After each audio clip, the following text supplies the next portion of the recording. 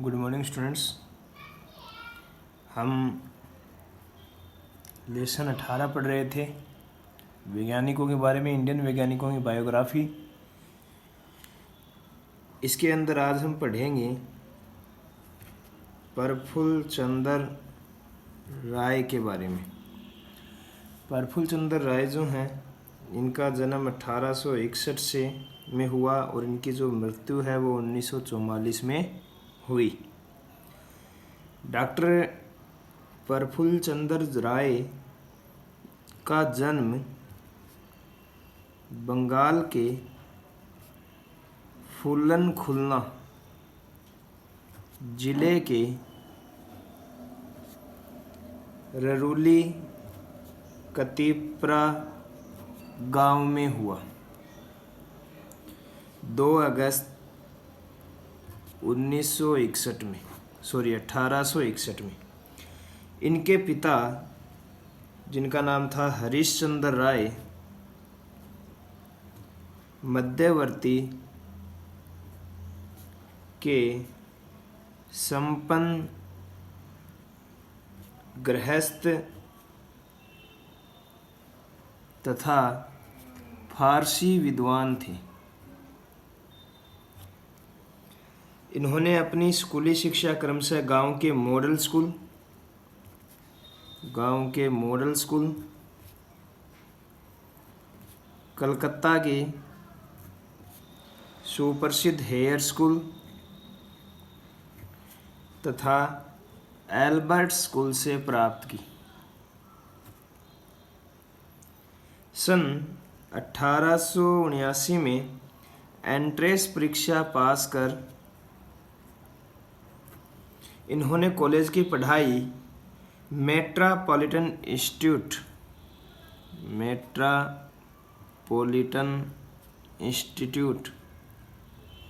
में आरंभ की। विज्ञान विषयों के अध्ययन के लिए इन्हें प्रेसिडेंसी कॉलेज जाना पड़ा। सन 1882 में गिलक्राइस्ट छात्रवृत्ति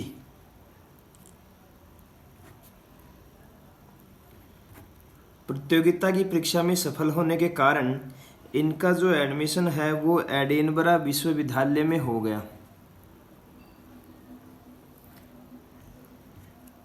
इनके सहपाठियों में, इनके जो सहपाठी थे क्लासमेट, उसमें सुप्रसिद्ध विद्वान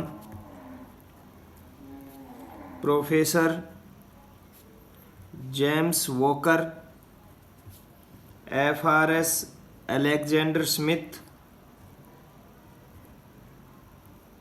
हफ मार्शल आदि थे। यानी कि इनके जो मित्र थे, इनके जो सहपाठी थे, वो ये 3 महान वैज्ञानिक थे, जिनके संपर्क से इनका जो इनकी रसायन शास्त्र की ओर इनका झुकाव हुआ और इस विश्वविद्यालय के ये उपसभापति भी चुने गए। भारत वापस आने के पश्चात प्रेसिडेंसी कॉलेज में असिस्टेंट प्रोफेसर के सामान्य पद पर नियुक्त हुए, जबकि इनसे कम योग्यता के जो अंग्रेज अधिकारी हैं वो ऊंचे पद और अधिक वेतन पर उसी कॉलेज में नियुक्त थे। प्रफुल्ल चंद्र राय ने इनका विरोध किया इस बात का, और शिक्षा विभाग अंग्रेज डायरेक्टर ने कहा कि यदि आप इतने योग्य केमिस्ट हैं तो कोई व्यवसाय क्यों नहीं चलाते। अंग्रेज अधिकारी के व्यंग्यात्मक शब्दों का ही प्रभाव रहा कि राय ने 1892 में 800 रुपये की अल्प पूंजी लगाकर विलायती ढंग की औषधियाँ तैयार करने के लिए Bengal chemical and pharmaceutical works का कार्य आरंभ किया, जो कि प्रगति कर करोड़ों रुपए का कारखाना हो गया, जिससे देश में इस प्रकार के अन्य उद्योगों का सूत्रपात हुआ। डॉक्टर राय की जो मृत्यु हुई वो 19 जून 1944 को 83 वर्ष की उम्र में हुई। आपसे पूछा जाएगा, बोर्ड एग्जाम की दृष्टि से महत्वपूर्ण है कि जो डॉक्टर राय हैं इन्होंने किस कंपनी को बनाया, तो आप बताएंगे Bengal chemical and pharmaceutical workers. ये थे प्रफुल्ल चंद्र राय। आगे हम बात करते हैं नेक्स्ट वैज्ञानिक की, जिनका नाम है डॉक्टर पंचानन माहेश्वरी।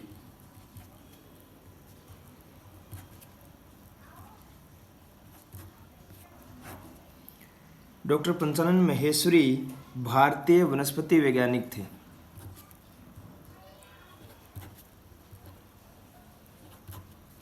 इनका जन्म 9 नवंबर 1904 को जयपुर में हुआ। डॉक्टर माहेश्वरी ने इलाहाबाद विश्वविद्यालय से शिक्षा प्राप्त की। इलाहाबाद विश्वविद्यालय में आगरा कॉलेज से अध्यापन कार्य प्रारंभ किया। इन्होंने जो पढ़ाना शुरू किया वो आगरा कॉलेज से किया। इसके बाद इन्होंने इलाहाबाद, लखनऊ, ढाका विश्वविद्यालयों में भी अध्यापन कार्य करवाया। 1948 में डॉक्टर माहेश्वरी दिल्ली विश्वविद्यालय में यानी डीयू में वनस्पति विज्ञान के अध्यक्ष होकर आए। डॉक्टर माहेश्वरी ने पादप भ्रूण विज्ञान पर विशेष कार्य किया। पादप भ्रूण विज्ञान, इन्हें पादप भ्रूणिकी का जनक भी माना जाता है। पादप भ्रूण विज्ञान पर इन्होंने विशेष कार्य किया। इन्होंने भ्रूण विज्ञान, पादप क्रिया विज्ञान के सहमिश्रण से एक नई शाखा का विकास किया था। इससे फूलों के विभिन्न भागों की कृत्रिम पोषण द्वारा वृद्धि कराने में पर्याप्त सफलता हासिल की थी। इनके अधीन शोध कार्य करने वाले भारतीय वैज्ञानिक ही नहीं बल्कि अमेरिका, अर्जेंटीना, ऑस्ट्रेलिया आदि देशों के छात्र भी आते थे। इनके मार्गदर्शन में लगभग 60 छात्रों ने डॉक्टरेट की उपाधि प्राप्त की थी। डॉक्टर माहेश्वरी ने अपने विषय के अनेक अंतर्राष्ट्रीय सम्मेलनों में भारत का प्रतिनिधित्व किया। टिश्यू कल्चर प्रयोगशाला की स्थापना, टेस्ट ट्यूब कल्चर पर शोध के लिए लंदन की रॉयल सोसाइटी ने इन्हें अपना फेलो बनाकर सम्मानित किया। 18 मई 1966 को दिल्ली में डॉक्टर माहेश्वरी का निधन हो गया। आगे अब हम बात करते हैं डॉक्टर सलीम अली की। नेक्स्ट हमारे जो वैज्ञानिक हैं वो हैं सलीम अली। डॉक्टर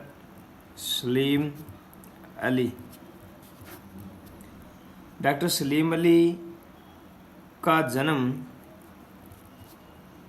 बॉम्बे के सुलेमानी मुस्लिम परिवार में 12 नवंबर 1896 को हुआ। ये एक भारतीय पक्षी विज्ञानी तथा प्रकृतिवादी थे। इन्हें भारत के बर्डमैन के नाम से जाना जाता है। इंपॉर्टेंट क्वेश्चन है, ध्यान रखना। भारत के बर्डमैन के नाम से किसको जाना जाता है? तो आप बताएंगे डॉक्टर सलीम अली। सलीम अली भारत के ऐसे पहले व्यक्ति थे जिन्होंने भारत भर में व्यवस्थित रूप से पक्षी सर्वेक्षण का आयोजन किया और पक्षियों पर लिखी उनकी किताबों ने भारत में पक्षी विज्ञान के विकास में काफ़ी मदद की। 1976 में भारत के दूसरे सर्वोच्च नागरिक सम्मान पद्म विभूषण से इन्हें सम्मानित किया गया।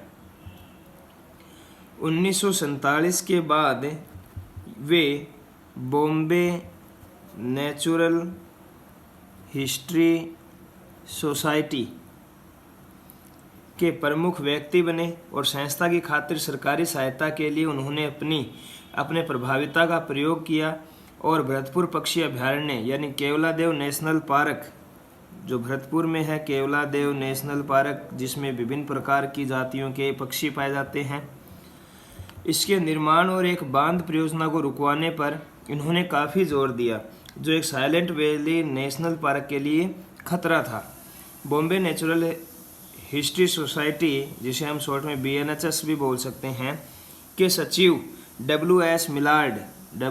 मिलार्ड की देखरेख में सलीम ने पक्षियों पर गंभीर अध्ययन किया।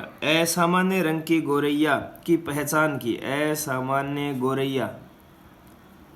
असामान्य रंग की गोरैया की पहचान की, जिसे युवा सलीम ने खेल खेल में अपनी बंदूक खिलौने से शिकार किया था। ये आपको भी इम्पोर्टेंट क्वेश्चन है, ये भी पूछा जाता है कि किस पक्षी के ऊपर इन्होंने किस पक्षी की पहचान की थी सलीम अली ने, तो आप बताएंगे असामान्य रंग की गोरैया।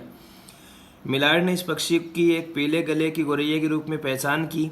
सलीम को सोसाइटी में संग्रहित सभी पक्षियों को दिखाया गया। मिलार्ड ने सलीम को पक्षियों के संग्रह करने के लिए कुछ किताबें दी, जिसमें कॉमन बर्ड्स ऑफ मुंबई भी शामिल थी। उनकी आत्मकथा the fall of A sparrow में अली ने पतली गर्दन वाली गोरैया की घटना को अपने जीवन का परिवर्तन क्षण माना, क्योंकि उन्हें पक्षी विज्ञानी की ओर अग्रसर होने की प्रेरणा वहीं से मिली थी। सलीम अली की प्रारंभिक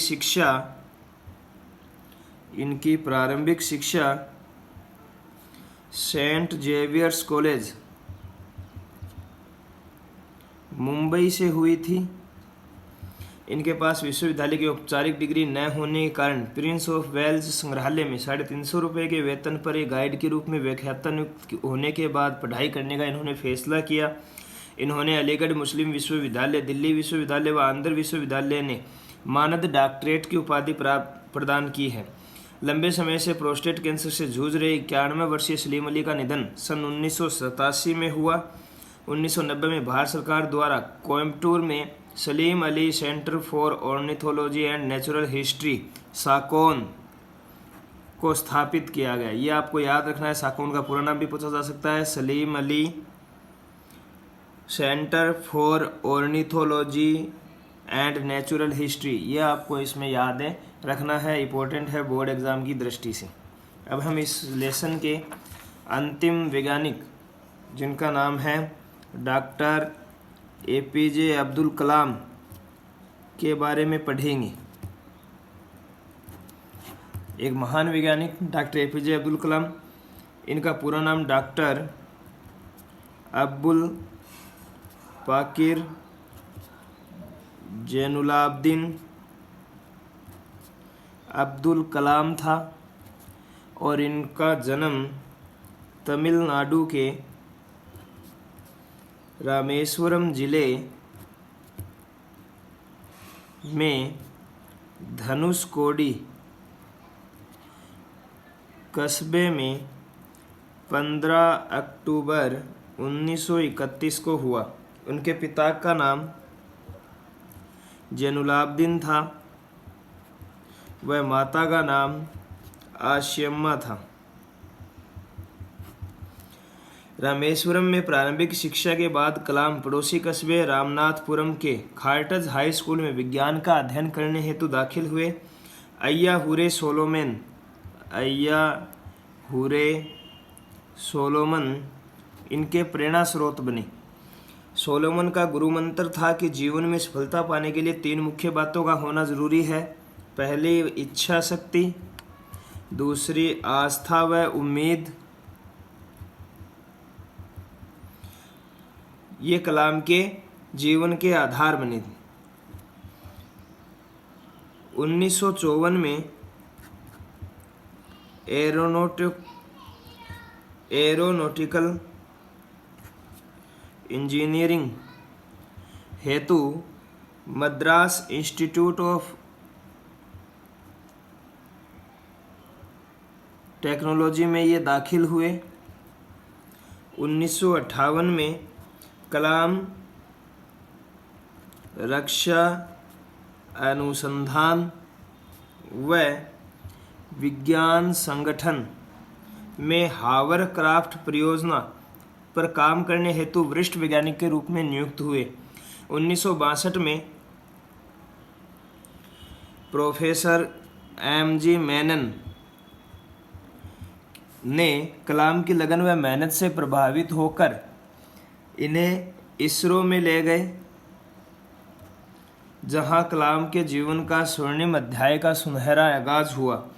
कलाम ने नासा से रॉकेट प्रक्षेपण की तकनीकी का प्रशिक्षण प्राप्त किया और भारत का पहला रॉकेट नाइके अपाचे छोड़ा। इन्हें एसएलवी परियोजना का प्रबंधक बनाया गया और इनके नेतृत्व में एसएलवी 3 ने सफलतापूर्वक उड़ान भरी थी, जिसने रोहिणी उपग्रह अंतरिक्ष में सफलतापूर्वक प्रक्षेपित किया था। कलाम ने महत्वपूर्ण मिसाइल कार्यक्रम समन्वित निर्देशित मिसाइल कार्यक्रम 1983 के तहत पृथ्वी, अग्नि, त्रिशूल, नाग, आकाश नामक 5 मिसाइलें का विकास व प्रक्षेपण किया। 1958 में पोखरण में किए गए परमाणु परीक्षण का नेतृत्व भी किया। मिसाइल में महत्वपूर्ण योगदान के कारण इन्हें मिसाइल मैन भी कहा जाता है। इंपॉर्टेंट क्वेश्चन है, मिसाइल मैन के नाम से किसको जाना जाता है? तो आप बताएंगे डॉक्टर एपीजे अब्दुल कलाम को। डॉक्टर कलाम ने सन 2002 से 2007 तक राष्ट्रपति के रूप में सर्वोच्च संवैधानिक पद को भी सुशोभित किया। भारत सरकार ने उन्हें पद्म विभूषण, पद्म भूषण और भारत रत्न जैसे पुरस्कारों से भी सम्मानित किया है। 27 जुलाई 2015 को IIM शिलोंग में भाषण देते हुए इनकी हृदय गति रुक जाने से इनका निधन हो गया, जो भारत के लिए ही नहीं अपितु संपूर्ण विश्व समुदाय के लिए अपूरणीय क्षति है। इसी के साथ हमारा लेसन कंप्लीट होता है। नेक्स्ट लेसन की बात करेंगे नेक्स्ट वीडियो में। धन्यवाद।